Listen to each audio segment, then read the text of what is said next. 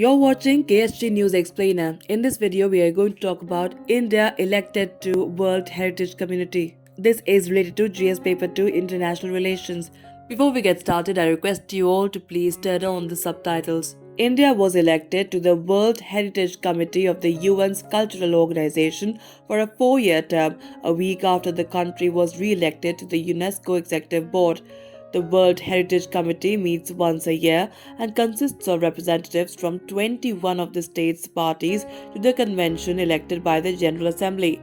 Now, what is this all about? The committee is responsible for the implementation of the World Heritage Convention, defines the use of the World Heritage Fund, and allocates financial assistance upon requests from states' parties. It has the final say on whether a property is inscribed on the World Heritage List. It examines reports on the state of conservation of inscribed properties and asks states parties to take action when properties are not being properly managed. It also decides on the inscription or deletion of properties on the list of World Heritage in danger.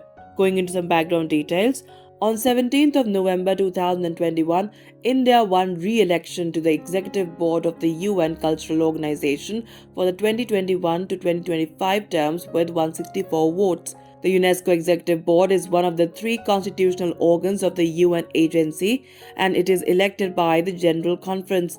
Acting under the authority of the General Conference, the board examines the program of work for the organization and corresponding budget estimates submitted to it by the Director General.